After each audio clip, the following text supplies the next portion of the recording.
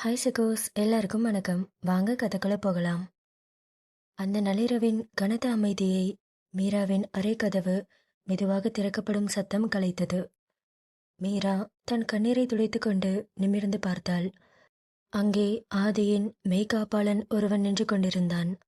அவன் மீராவை பார்த்து நிதானமான குரலில், உங்களை ஆதி சார் பார்க்கணும்னு கூப்பிட்டாரு, மேலே வெயிட் பண்றாரு என்று கூற மீராவிற்கு இதயம் ஒரு நிமிடம் நின்று துடித்தது. என்ன, ஆதி கூப்பிடுறாரா? எதுக்கு? ஒருவேளை அப்பாவுக்கு ஏதாவது ஆயிடுச்சா? இல்லை, நான் ப்ரெக்னெண்ட்டாக இருக்கிற விஷயம் அவருக்கு தெரிஞ்சிருச்சா என்று அவள் மனதில் 1000 கேள்விகள் அவளை துளைத்தன. அவள் எதையும் யோசிக்காமல் கலைந்த கூந்தலை சரி செய்துவிட்டு கலங்கிய கண்களோடு அந்த அறையை விட்டு வெளியே ஓடினாள். நீண்ட நாட்களுக்கு பிறகு மீராவின் பாதங்கள் அந்த பிரம்மாண்டமான மேன்ஷனின் தரைத்தளத்தில் பட்டன. இதுவரை அவள் ஒரு கைதியாக ஒரு இருட்டு அறைக்குள் அடைந்து கிடந்தவளுக்கு அந்த மேன்ஷனின் ஒவ்வொரு தூணும் அவளது பயத்தை அதிகரித்தது. மின்னல் வேகத்தில் படிக்கட்டுகளை கடந்து ஆதி இருப்பதாக சொல்லப்பட்ட அந்த பெரிய பால்கனியை நோக்கி ஓடினாள். அங்கே அந்த பிரம்மாண்டமான பால்கனியின் ஓரத்தில் வானத்தை பார்த்தபடி ஆதி நின்று கொண்டிருந்தான். அவனது கையில் மது பாட்டிலோ சிகரெட்டோ இல்லை. அவன் ஏதோ ஒரு ஆழ்ந்த சிந்தனையில் மிகவும் அமைதியாக தெரிந்தான். மீரா மூச்சு வாங்க அவன் பின்னால் போய் நின்றாள். அவன் பெயரை சொல்லி அழைக்கக்கூட அவளுக்கு துணிவில்லை. அவளது நிழல் விழுந்ததை கண்டதும் ஆதி மெதுவாக திரும்பினான். அவனது முகத்தை பார்த்த மீரா அப்படியே உறைந்து போனாள். எப்போதும் கனன்று கொண்டிருக்கும் அந்த சிவந்த கண்களில் இப்போது ஒரு விசித்திரமான நிம்மதி தெரிந்தது. அவனது முகம் ஒரு கொடூரமான மிருகத்தைப் போல இல்லாமல் ஏதோ ஒரு பாரத்தை இறக்கி வைத்த மனிதனைப் போல அமைதியாக இருந்தது. மீரா ஆதியை பார்த்து மிக மென்மையான குரலில், ஆதி, என்ன கூப்பிட்டீங்களா? எதுக்கு வர சொன்னீங்க? ஆனா ஆதி, நீங்க ஏன் ஒரு மாதிரி இருக்கீங்க? எனக்கே தெரியலடி நான் எப்படி இருக்கேன்னு. நான் ஏன்டி இப்படி இருக்க? என்னால யாரையும் சந்தோஷமா பார்த்துக்க முடியாதா? எனக்கே தெரியல மீரா, நான் ஏன் இப்படி இருக்கேன்னு. கோவம், வெறி, என்னை சுற்றி இருக்கிற எல்லாரும் என்னை ஏமாத்துறாங்கன்னு வெறி. என்னால் தாங்கிக்க முடியலடி. உனக்கே தெரியும்ல, சின்ன வயசுலேருந்து நான் எப்படிப்பட்ட சூழ்நிலையில் வளர்ந்துருக்கேன்னு. என்னால் எப்படி அக்செப்ட் பண்ணிக்க முடியும்? எல்லாரும் என்னை ஏமாத்துறாங்க. சத்தியமாக முடியலடி. ஆதி, என்னாச்சு உங்களுக்கு? ஏன் இப்படி பேசுறீங்க? உன்னை என்னால் பார்க்க கூட முடியல மீரா. உன்னை நிறைய கஷ்டப்படுத்திட்டேன்ல. உன் கண்ணை பார்த்து கூட என்னால் பேச முடியல. எனக்கே தெரியலடி நான் ஏன் இப்படி பண்ணேன்னு. ஏதோ கோவத்தில் பண்ணிட்டேன். அது எனக்கு தெரியும். ஒரு கோவத்தில், ஒரு வேகத்தில் தான் என்னை நீங்கள் கஷ்டப்படுத்திட்டீங்க. ஆனால் என் மேலே உங்களுக்கு எவ்வளோ காதல் இருக்குன்னு எனக்கு தெரியும். ஆதி, ப்ளீஸ் இப்படிலாம் பேசாதீங்க. இங்கே பாருங்க ஆதி, நான் சொல்கிறேன், சீக்கிரமே எல்லாம் சரியாயிரும். ஆமாண்டி, எல்லாம் சரியாயிரும். இன்னைக்கு நைட்டோட எல்லா பிரச்சனையும் முடிஞ்சிடும். ஆதி, நிஜமாக தான் சொல்கிறீங்களா? எனக்கு சந்தோஷந்தான். ஆனால் என் அப்பா, அவர் எப்படி இருக்கார் ஆதி? அவர் எதுவும் பண்ணிடாதீங்க ஆதி என்று மீரா கேட்க ஆதி ஒரு மெல்லிய புன்னகையை உதிர்த்தான். இப்போ ஏன்டி பயப்படுற? உங்கள் அப்பா ஒன்றும் ஆகலை, இனிமே எதுவும் ஆகாது என்று அவன் கூற மீராவிற்கு தன் காதுகளையே நம்ப முடியவில்லை. ஆதி, என்ன சொன்னீங்க? நிஜமாவா? என் அப்பாவுக்கு ஒன்றும் ஆகாதுல்ல? இங்க பாரு, உன் அப்பா தப்பு பண்ணான், அதில் எந்த மாற்றமும் கிடையாது. உனக்கு என்னை பற்றி நல்லா தெரியும். நான் எதிரிகளை கூட விட்டுருவேன். ஆனால் துரோகிங்களை மன்னிக்கவே மாட்டேன். அப்பனை என் கையால் போடணும்னு தோணுச்சு. ஆனால் என்னால் முடியலடி.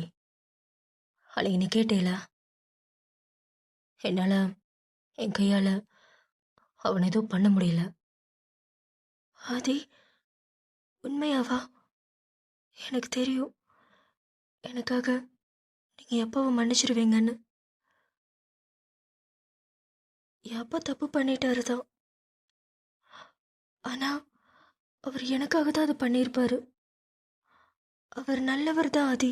சூழ்நிலை அவர் இப்படி மாத்திருச்சு. என் அப்பா மேலே உங்களுக்கு கோவம் இல்லைல? கோவம் இல்லடி, கொலவெறியில் இருக்க இப்போ கூட. ஆனால் என்னால் அவனை எதுவும் பண்ண முடியலடி. உன்னால தான். அந்த ஆள் பண்ண தப்புக்கு இத்தனை நாள் ரூம்குள்ளே வச்சு அவனை டார்ச்சர் பண்ணேன்ல, அது போதும். இனி அவனை என்னால் எதுவும் பண்ண முடியாது. உனக்காக தாண்டி என்று அவன் கூற, ஆதியின் அந்த மாற்றத்தை மீராவால் தாங்க முடியவில்லை. அவனது அந்த வார்த்தை அவளது பல மாத கால வலியை துடைத்தெறிந்தது. அவள் எதையும் யோசிக்காமல் ஓடிச் சென்று ஆதியை இறுக்கமாக கட்டிக்கொண்டாள். அவனது மார்பில் முகம் புதைத்து தேம்பி அழுதாள். ஆதி ஒரு நிமிடம் தயங்கினான். பிறகு மெதுவாக தனது கைகளை உயர்த்தி அவளை அணைத்து கொண்டான். அவளது நடுக்கத்தை அவன் அணைப்பு மெல்ல சரி செய்தது. நிஜமா தானே ஆதி? எப்போ எதுவும் பண்ண மாட்டீங்கல்ல? அவரை மன்னிச்சிட்டீங்கல்ல? ஆனா அது எனக்கு பயமா இருக்கு என்று அவள் கூற, ஆதி அவள் தலையை மென்மையாக வருடினான். அவளது கண்ணீர் ஆதியின் சட்டையை நனைப்பதை அவன் உணர்ந்தான். ஆமாண்டி, அப்பாவை நீ எதுவும் பண்ண மாட்டேன். எல்லா பிரச்சனையும் இன்னைக்கூட முடிஞ்சிரும் என்று அவன் கூற, மீரா அவன் அணைப்பிலிருந்து மெல்ல விலகி அவனது கண்களை நேராக பார்த்தாள். திடீரென்று ஆதியின் கையை பிடித்து தன் தலையின் மேல் வைத்தாள். ஆதி, சத்தியம் பண்ணுங்க. என் தலை மேல கை வச்சு சத்தியம் பண்ணுங்க. என் அப்பாவை எதுவும் பண்ணிட மாட்டீங்கல்ல? சத்தியம் பண்ணுங்க ஆதி என்று அவள் கேட்க, ஆதி அவள் கண்களில் தெரிந்த அந்த தவிப்பை பார்த்தான். ஒரு காலத்தில் தான் எரிக்க நினைத்த அதே கண்களில் இன்று ஒரு ஜீவன் ஊசலாடுவதைக் கண்டான். அவன் தயங்காமல் அவள் தலையில் கை வைத்து அழுத்தமாக சொன்னான். இப்போ சொல்ற, சத்தியமா ஒப்பனை நான் எதுவும் பண்ண மாட்டேன் என்று அவன் கூற, மீராவின் இதயத்தில் இருந்த அந்த மிகப்பெரிய மலை சரிந்தது போல இருந்தது. அளவில்லாத சந்தோஷத்தில் அவள் மீண்டும் ஆதியை இறுக்கமாக அணைத்து கொண்டாள். ஆதி, இந்த ஒரு நாளுக்காக தான் இவ்வளோ நாள் காத்துட்டு இருந்தேன். இன்னைக்கு தான் என்னோட ஆதியை நான் முழுசா பார்க்குறேன். ரொம்ப தேங்க்ஸ் என்று அவள் கூற, ஆதி மெலிதாக ஒரு புன்னகையை அரும்பினான். ஆதி, இப்போ எனக்கு எவ்வளோ சந்தோஷமா இருக்கு தெரியுமா? என் ஆதி திரும்ப எனக்கு கிடைச்சிட்டாரு. இந்த சந்தோஷத்தில் உங்ககிட்ட ஒரு முக்கியமான விஷயத்த சொல்லணும். என்னடி, என்ன சொல்லணும்? ஆதி, அது அது வந்து என்று அவள் கூறிக்கொண்டிருக்கும் போதே அதே நேரம் ஆதியின் மெய்காப்பாளர் ஒருவன் கையில் ஒரு உணவு தட்டோடு அந்த பக்கம் வந்தான். ஆதி அவனை தடுத்து நிறுத்தி, என்ன இது, இந்த நேரத்தில் இங்க என்ன வேலை? ஒன்றும் இல்லை சார், அந்த சிவத்துக்கு தான் சாப்பாடு கொண்டு போகிறேன் என்று மெய்பாதுகாப்பாளர் கூற, ஆதி ஒரு நிமிடம் யோசித்தான். அந்த பிளேட்டை மீரா கிட்ட கொடு என்று அவன் கூற, மீரா அந்த தட்டை வாங்கி திகைத்து நின்றாள். ஆதி, என்ன இது, இது என்கிட்ட? ஒன்றும் இல்லை, நீயே போய் உங்கள் அப்பா கொடு. அந்த ஆள் இன்னைக்காவது அவர் பொண்ணு கையால் சாப்பிட்டோம். நீயும் இதை தானே எதிர்பார்த்த? போ, உங்க அப்பா போய் பாரு என்று ஆதி கூற மீராவிற்கு சந்தோஷத்தில் வார்த்தைகளே வரவில்லை. ஆதி, நிஜமாவா? ஆமாண்டி, போய் பாரு. இன்னைக்கூட எல்லா பிரச்சனையும் முடிஞ்சிரும். எதுவும் பயப்படாத, எல்லாம் சரியாயிரும் என்று ஆதி கூற மீரா ஆதியை பார்த்து ஒரு நிமிடம் சிரித்துவிட்டு அந்த பாதாள அறையை நோக்கி மின்னல் வேகத்தில் ஓடினாள். அந்த இருட்டு அறைக்குள் நுழைந்தபோது அவள் இதயம் படபடவென்று அடித்துக் கொண்டது. ஆனால் உள்ளே நுழைந்ததும் அவள் கண்ட காட்சி அவளை மேலும் வியப்பில் ஆழ்த்தியது. எப்போதும் சங்கிலியால் பிணைக்கப்பட்டிருக்கும் சிவம் இப்போது விடுவிக்கப்பட்டு ஒரு நாற்காலியில் அமர்ந்திருந்தார். அவரது காயங்களுக்கு மருந்துகள் போடப்பட்டு கட்டுகள் போடப்பட்டிருந்தது. அந்த அறையில் இருந்த மரண அமைதி இப்போது ஒரு மெல்லிய ஆறுதலாக மாறியிருந்தது. சிவத்தை பார்த்த மீராவின் கண்கள் கலங்கின. அப்பா என்று தன் கையில் இருந்த தட்டை அங்கு ஒரு மேஜையில் வைத்துவிட்டு ஓடிச் சென்று தன் தந்தையை கட்டிக்கொண்டாள். சிவம் திடுக்கிட்டு தன் மகளை பார்த்தார். பல நாட்களாக துயரத்தில் இருந்த அந்த தந்தையின் கண்களில் இப்போது கண்ணீர் பிடிக்கெடுத்தது. மீராமா, நீ எப்படி இந்த ரூம்குள்ள என்று சிவம் வியப்பில் கேட்க மீரா சிவத்தின் அருகில் அமர்ந்து அவரது காயங்களை தடவி விட்டாள். அவளது கண்ணீர் அவரின் சட்டையை நனைத்தது. அப்பா, ரொம்ப வலிக்குதா? உங்களை ரொம்ப அடிச்சிட்டாங்களாப்பா? இல்லை மீரா, அதெல்லாம் ஒன்றும் இல்லை. நீ நல்லா இருக்கியா? உனக்கு ஒன்றும் இல்லையே. ஆதி உன்னை ஏதாவது பண்ணிட்டானா? என் மேலே இருக்கிற கோவத்தில் உன்னை ஏதாச்சும்? இல்லைப்பா, ஆதி அப்படிப்பட்டவர் கிடையாது. அவருக்கு என் மேலே ஒரு சின்ன கோவம், அதுதான் என் மேலே காட்டியிருக்காரு. மற்றபடி உங்கள் மேலே இருக்கிற கோவத்தை என் மேலே எப்போவுமே காட்டினதில்லை. இப்போ கூட ஆதிதான் என்னை இங்கே அனுப்பி வச்சாரு. இன்னைக்கு கூட எல்லாம் சரியாயிரும், இனிமேல் எந்த பிரச்சனையும் இல்லைன்னு சொன்னாரு. அப்பா, நீங்கள் எதுவும் பயப்படாதீங்க. இனிமே உங்களுக்கு எந்த பிரச்சனையும் இல்லை. நீங்கள் தைரியமாக இருங்க. அவர் உங்களை ஒன்றும் பண்ண மாட்டாரு என்று மீரா கூற சிவம் மௌனமாக தன் மகளை பார்த்தார். என்னப்பா, ஏன் எதுவுமே பேச மாட்டேங்கிறீங்க? இல்லைம்மா, எனக்கு நம்பிக்கை இல்லை. நான் எவ்வளோ பெரிய தப்பு பண்ணியிருக்கேன். ஆதி கூடவே இருந்து அவனை பற்றின எல்லா ரகசியத்தையும் சித்தார்த்துக்கு அனுப்பியிருக்கேன். என்னால் அவனுக்கு அவ்வளோ லாஸ், அவ்வளோ அவமானம். அது எப்படி அவன் என்னை சும்மா விடுவான்? அப்பா, உங்களுக்கு அவரை பற்றி தெரியல. எனக்காக ஆதி என்ன வேணாலும் பண்ணுவார். இப்போ கூட எனக்காக தான் உங்களை மன்னிச்சிட்டேன்னு சொன்னார். என் தலையில் அடித்து சத்தியம் பண்ணார். இனிமே அவர் உங்களை எதுவும் பண்ண மாட்டார். ஆதி மாறிட்டாருப்பா. நீங்கள் நிம்மதியாக சாப்பிடுங்க என்று கூறியவள் சிவத்திற்கு அந்த உணவை ஊட்டிவிட ஆரம்பித்தாள். நீண்ட நாட்களுக்கு பிறகு தன் மகளின் கையால் சிவம் ஆனந்தமாக சாப்பிட்டார். அப்பா, உங்ககிட்ட ஒன்று சொல்லணும்.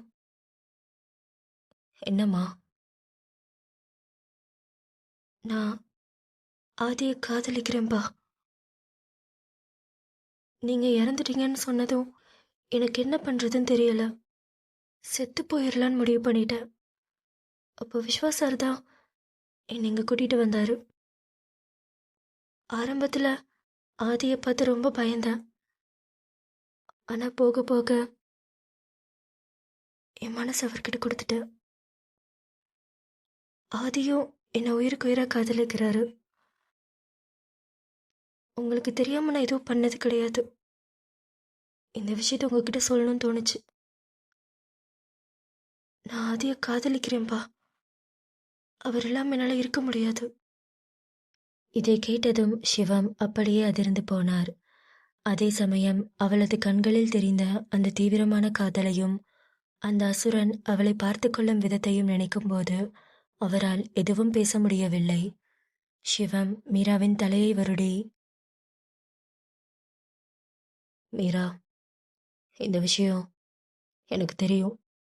அன்னைக்கு அப்பாவை நீ இந்த ரூம்ல பார்த்தப்பவே உன் கண்ணில் எனக்கு தெரிஞ்சிச்சு. இப்போவும் சொல்கிறேன், ஆதி உன்னால் முழுசாக புரிஞ்சுக்க முடியாது. அவன் சாதாரண மனுஷன் கிடையாது. அவன் ஒரு ராட்சச. அவன் கூட இருந்தா யாராலையும் சந்தோஷமா இருக்க முடியாதுமா. இல்லப்பா, அவர் பார்க்கதான் அப்படி. உள்ளுக்குள்ள அவர் ஒரு குழந்தை மாதிரி. உங்க மேல இருக்கிற கோவத்துல அவர் அப்படி நடந்துக்கிட்டாரு. இப்ப பாருங்க, எனக்காக உங்களையும் மன்னிச்சு விட்டாருல்ல. அவர் எனக்காக என்ன வேணாலும் செய்வார்ப்பா. என்னை நல்லா பார்த்துப்பாரு. என்னை உள்ளங்கையில வச்சு தாங்குவார்ப்பா. அவரை நம்புங்க. அவர் ரொம்ப நல்லவர் என்று அவள் கூற சிவம் எதுவும் சொல்லாமல் மௌனமாக இருந்தார். அவருக்குள் 1000 கேள்விகள் இருந்தாலும் மீராவின் கண்களில் தெரிந்த அந்த உறுதி அவரை அமைதிப்படுத்தியது. மீரா தன் வயிற்றை மெல்ல தடவிக்கொண்டாள். ஆதியிடம் இன்னும் சொல்லாத அந்த ரகசியம், தன் தந்தையிடம் சொல்ல வேண்டிய அந்த பெரிய உண்மை எல்லாம் அவளது இதழோரம் வந்து நின்றது. ஆனால் இப்போது இருக்கும் இந்த அமைதி நீடிக்க வேண்டும் என்பதற்காக அவள் எதையும் சொல்லாமல் தன் தந்தைக்கு உணவை எடுத்து ஊட்டினாள். அந்த 2 அறையில் முதலாக ஒரு பாச போராட்டம் அரங்கேறி கொண்டிருந்தது. மீரா, உன் கையால் சாப்பிட்டு எவ்வளோ நாள் ஆச்சு? ஆதி என்னை இந்த ரூமில் கட்டி போட்டு என்னை சித்திரவதை பண்ணும்போதெல்லாம் உன்னை ஒரு தடவை மறுபடியும் பார்த்துட மாட்டோமோன்னு அப்பா அவ்வளோ ஏங்கின. இப்போதான் என் உயிரே என்கிட்ட திரும்பி வந்த மாதிரி இருக்கு. அப்பா, இனிமே பயப்படாதீங்க. எல்லா பிரச்சனையும் இன்னைக்கூட முடிஞ்சிரும் என்று மீண்டும் அவள் சிவத்திற்கு ஊட்டிவிட்டாள். சிவத்தின் முகம் திடீரென்று ஒரு விதமான பயத்திலும் பதற்றத்திலும் மாறியது. அவர் மீராவின் கையை இறுக்கமாக பிடித்து கொண்டார். மீரா,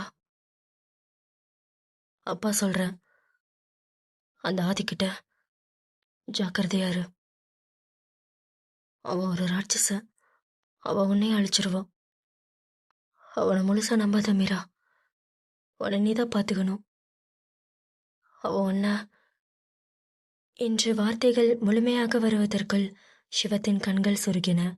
அடுத்த வினாடி அவர் அப்படியே மீராவின் மடியில் சரிந்து விழுந்தார். மீரா பதற்றத்தோடு, அப்பா, அப்பா என்னாச்சு? அப்பா, என்னாச்சு உங்களுக்கு? அப்பா கண்ணு தரங்கப்பா என்று சிவத்தின் முகத்தை தட்டி தட்டி பார்த்தாள். ஆனால் அவரிடமிருந்து எந்த பதிலும் வரவில்லை. அவரது உடல் பாரமாகிக் கொண்டே போனது. மீரா பயத்தில் கத்தினாள். அந்த கூச்சல் கேட்டு அசோக் மின்னல் வேகத்தில் உள்ளே ஓடி வந்தான். ஏய் மீரா, என்னாச்சு? எதுக்கு இப்படி கத்துற? அசோக் சார், அப்பாவுக்கு என்னாச்சுன்னு தெரியல. இவ்வளோ நேரம் நல்லா தான் இருந்தாரு. திடீர்னு மயங்கி விழுந்துட்டாரு. எந்திரிக்க மாட்டேங்கிறாரு. எனக்கு ரொம்ப பயமா இருக்கு சார் என்று மீரா அழுது கொண்டிருக்க அசோக் பதற்றத்துடன் வெளியே ஓடி அந்த மேன்ஷனில் எப்போதும் இருக்கும் ஒரு அவசர மருத்துவரை அழைத்து வந்தான். டாக்டர் சிவத்தின் நாடியை பரிசோதித்தார். ஸ்டெத்தஸ்கோப்பை வைத்து இதய துடிப்பை சோதித்த அந்த சில நொடிகள் மீராவிற்கு ஒரு யுகமாக தெரிந்தது. டாக்டர் ஒரு நீண்ட பெருமூச்சு விட்டு தலையை குனிந்து கொண்டார். டாக்டர், என்னாச்சு?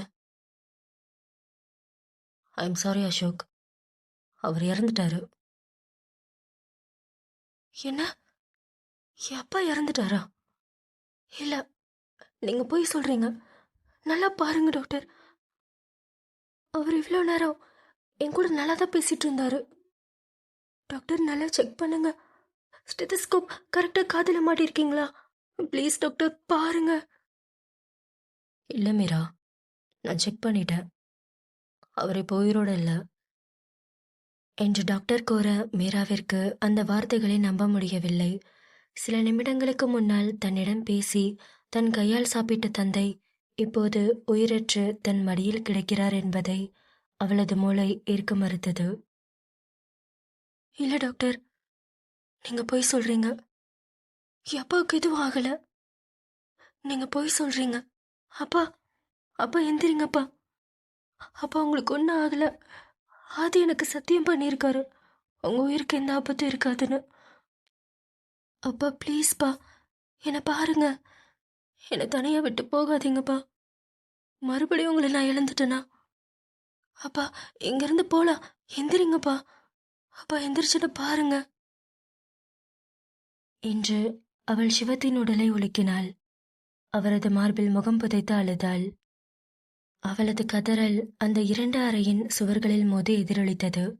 சந்தோஷம் தேடி வந்த இடத்தில் இப்போது மரணத்தின் கோர தாண்டவம் நடந்திருந்தது. ஆனா டாக்டர், அவர் இவ்வளோ நேரம் நல்லா தானே இருந்தாரு. திடீர்னு இப்படி ஏதாச்சும் ஹார்ட் அட்டாக்கா?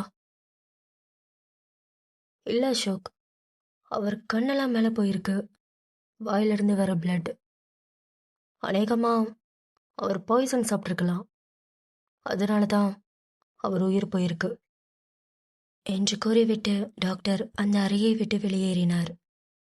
மீரா தன் தந்தையின் உயிரற்ற உடலை மடியில் கிடத்தி கொண்டு அவரது முகத்தை ஏந்தி கொண்டு அழுதாள். அந்த மரண அமைதியை ஒரு கொடூரமான சத்தம் கிழித்தது. அசோக் சிரிக்கத் தொடங்கினான். அது சாதாரண சிரிப்பல்ல, ஒரு மிருகத்தின் விகாரமான எகத்தாளமான சிரிப்பு. அழுது கொண்டிருந்த மீரா அப்படியே உறைந்து போனாள். அதிர்ச்சியில் கண்கள் விரிந்து மடியில் இருந்த தந்தையின் உடலை இறுக்கிக் கொண்டே அசோக்கை நிமிர்ந்து பார்த்தாள். இந்த கதையுடைய அடுத்த பாகம் சீக்கிரமே நம்ம சேனல்ல வந்துடும். மறக்காம சேனலை சப்ஸ்கிரைப் பண்ணிக்கோங்க. கதையை பற்றின உங்கள் கருத்துக்களை கமெண்ட்ல சொல்லுங்க. கதை பிடிச்சிருந்ததுன்னா வீடியோக்கு மறக்காம ஒரு லைக் பண்ணிக்கோங்க.